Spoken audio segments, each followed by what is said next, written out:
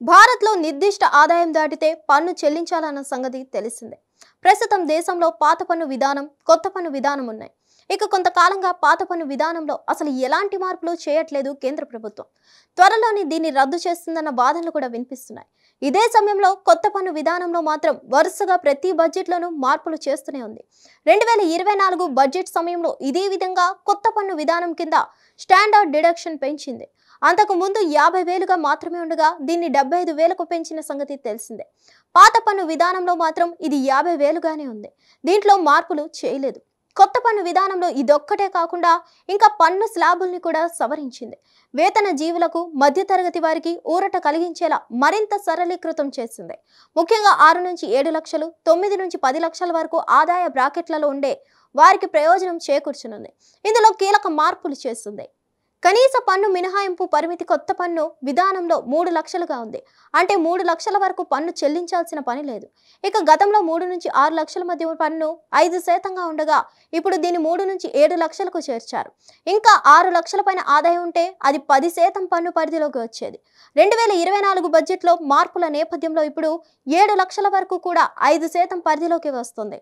ఇంకా 7 నుంచి 10 లక్షల ఆదాయంపై ఇప్పుడు 10% పన్ను రేటు ఉంది. గతంలో 9 నుంచి 12 లక్షలపై 15% ట్యాక్స్ ఉండేది. ఇప్పుడు 15% ట్యాక్స్ 10 నుంచి 12 లక్షలపై వర్తిస్తుంది. ఇక 12 నుంచి 15 లక్షల ఆదాయంపై 20% ట్యాక్స్, 15 లక్షలపై అయితే 30% పన్ను పడుతుంది. ఇక కొత్త పన్ను విధానంలో ఇప్పుడు గరిష్టంగా 7.75 లక్షల వరకు ట్యాక్స్ చెల్లించనక్కర్లేదు. స్టాండర్డ్ డిడక్షన్ 75,000 తీసేస్తే 7 లక్షలపై ట్యాక్స్ రేట్లు ఎలా ఉంటాయో చూద్దాం. కొత్త పన్ను విధానం కింద 7 లక్షల వరకు సెక్షన్ 87A కింద పన్ను మినహాయింపు ఉన్న సంగతి తెలిసిందే. ఆలోపు ఆదాయం వారు ట్యాక్స్ చెల్లించనక్కర్లేదు. కొత్త పన్ను విధానంలో ట్యాక్స్ రిబేట్ 25,000గా ఉండగా పాత పన్ను విధానంలో 12,500గా ఉంది.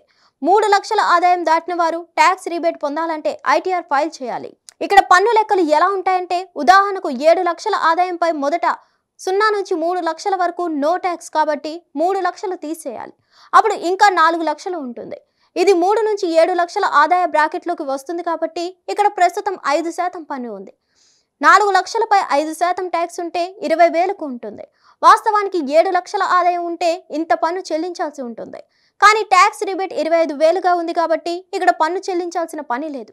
త్వరలో బడ్జెట్ 2025లో మరి ఎలాంటి మార్పులు తీసుకుంటారో చూడాలి. హిట్ టీవీ యాప్, ఇందులో short news, live news, entertainment shows, movies, digital magazines తో పాటు మీ జిల్లా వార్తలను కూడా ఫ్రీగా చూడొచ్చు. అంతేకాదు KG నుంచి PG వరకు విద్యార్థులకు స్కాలర్షిప్ కూడా అందిస్తున్నాం. ప్రతి వారం 10 మందికి లక్కీ డ్రా ద్వారా ఒక్కొక్కరికి 10,000 రూపాయలు అందిస్తున్నాం. ఇంకెందుకు ఆలస్యం, వెంటనే హిట్ టీవీ యాప్ ని డౌన్లోడ్ చేసుకుని ఫ్రీగా ఎంటర్టైన్మెంట్ పొందండి. Hit TV app. Hit TV app.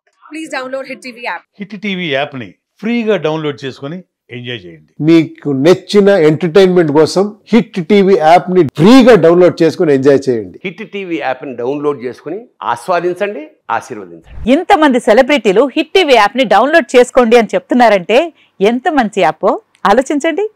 America America America అమెరికాలో చదవాలనుకునే వాళ్ళకి విశ్వసనీయమైన పేరు మన శౌర్య కన్సల్టెన్సీ.